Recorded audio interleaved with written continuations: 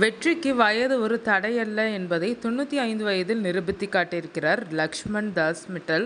இன்று பலரும் 50-60 வயதில் ஓய்வு பற்றி சிந்திக்கும் போது இவர் தனது 60 வயதிற்கு பிறகுதான் ஒரு சாம்ராஜ்யத்தையே கட்டி எழுப்பியுள்ளார். ஒரு காலத்தில் எல்ஐசி ஏஜென்ட்டாக வலம் வந்தவர் இன்று இந்தியாவின் 3வது பெரிய டிராக்டர் நிறுவனமான சோனாலிகா அதிபராக விஸ்வரூபம் எடுத்துள்ளார்.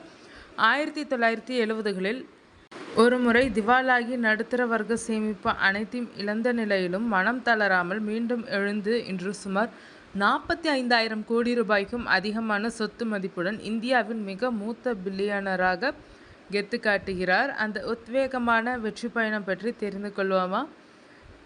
பொதுவாக 60 வயதில் ஓய்வு பெற்று கையில் இருக்கும் காசை வைத்து வாழ்க்கை சந்தோஷமாகவும் அமைதியாகவும் வாழ வேண்டும் என்பதே இங்கு பலருடைய எண்ணம். சொல்லப்போனால் தங்களுக்கு கிடைக்கும் பென்ஷன் தொகையை வைத்து காலத்தை கழிக்க நினைப்பவர்கள்தான் அதிகம்.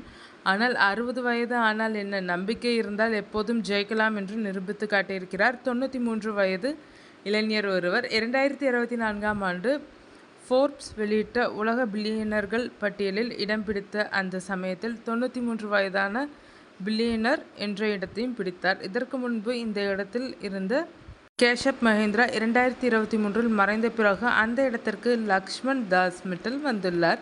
மிட்டலின் பயணத்தில் கவனிக்க வேண்டிய ஒரு முக்கியமான விஷயம், எல்லோரும் போதும் என ஓய்வு காலத்தை எட்டு நினைக்கும் காலத்தில்தான் தனது பயணத்தை தொடங்கியிருக்கிறார். மிட்டல் தனது வணிக சாம்ராஜ்யத்தை உருவாக்குவதற்கு முன்பு 1955ஆம் ஆண்டு ஒரு எல்ஐசி ஏஜென்ட்டாக தனது பணியை தொடர்ந்துள்ளார். அந்த காலகட்டத்தில் பல நடுத்தர வர்க்க இந்தியர்களைப் போலவே அவரும் நிலையான வேலை, கணிசமான சேமிப்பையே தனது வாழ்வாதாரமாகவும் கொண்டுள்ளார். ஆனால் அந்த எளிமைதான் அவருக்கு பல விஷயங்களை கற்றுக்கொள்ள உதவியது, மிகப்பெரிய அனுபவங்களை கற்றுக் கொடுத்தது. இதுவே 60 வயதில் சோனாலிகா நிறுவனத்தை தொடங்கவும் அதை வெற்றிகரமான பாதைக்கு கொண்டு செல்லவும் உதவியது. மிட்டல் வழக்கமான கடின உழைப்பாளி மட்டுமல்ல, மிக திறமையானவர், கல்வியிலும் கெட்டிக்காரர், பல பட்டம் பதக்கங்களை வென்றவர். இப்படி வலுவான கல்வி பின்னணியை கொண்டிருந்தாலும் அவரின் வெற்றிக்கு உதவினர்.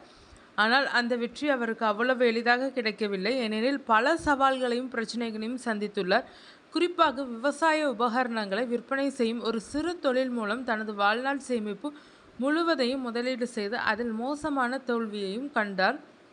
நிதி ரீதியாக பல பிரச்சனைகள் சந்தித்தாலும் ஒருபோதும் முடங்கவில்லை. மாறாக பூஜ்ஜியத்திலிருந்து மீண்டும் தொடங்கினார். அவரின் தோல்விகள்தான் பல அனுபவங்களை கற்றுக் கொடுத்தது. இதுவே 60 வயதிற்கு பிறகு சோனாலிகா நிறுவனத்தை தொடங்கும் ஊக்குவித்தது. இன்று பல நாடுகளில் விரிவடைந்திருக்கும் இந்த டிராக்டர் நிறுவனம் 120 நாடுகளிலும் விற்பனை செய்து வருகிறது. மிட்டலின் இந்த பயணம் வெற்றிக்கு வயதில்லை என்பதையே காட்டுகிறது. இன்று மிட்டலின் நிகர மதிப்பு சுமார் 45,000 கோடி ரூபாய் ஆகும். இன்று பல தலைமுறைகள் வந்துவிட்டாலும் கூட இன்னும் அலுவலகங்களில் 93 வயதான இளைஞராக வலம் வந்து கொண்டுதான் உள்ளார்.